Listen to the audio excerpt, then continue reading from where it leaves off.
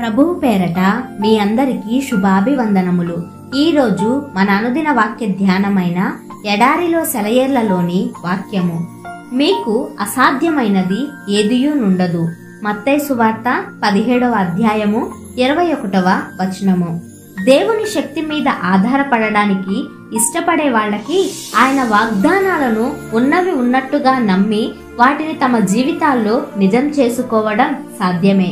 దినదినం నీ భారాన్నంతా ఆయన మీద వేసి శాంతిని పొందగలగడం సాధ్యమే.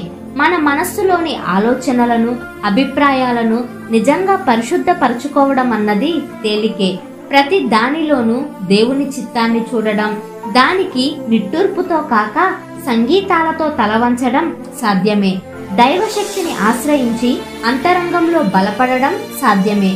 గతంలో మనకి బలహీనతలను కలిగించిన విషయాలను పరిశుద్ధతతో, తగ్గింపు స్వభావంతో ఉందామన్న మన పట్టుదలను ఒమ్ము చేసిన విషయాలను గుర్తించాలి.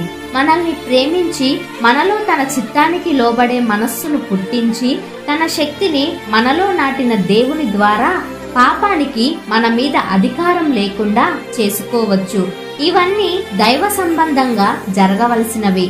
ఎందుకంటే ఇవన్నీ దేవుని పనులు. వీటిని మనం నిజంగా అనుభవిస్తే ఆయన పాదాల దగ్గర మోకరించి ఇంకా ఇలాంటి విషయాలను గురించి తృష్ణగొంటాము. ప్రతి దినం, ప్రతి గంట, ప్రతి క్షణం క్రీస్తులో పరిశుద్ధాత్మ శక్తి ద్వారా దేవునితో నడవడం కంటే తక్కువైన అనుభవాన్ని కోరుకోము. మనకిష్టం వచ్చినంతగా దేవుణ్ణి మనం వాడుకోవచ్చు. తన ఖజానా తాళం చెవుల్ని క్రీస్తు మన చేతిలో పెట్టాడు. మనకిష్టం వచ్చినంత తీసుకోమన్నాడు.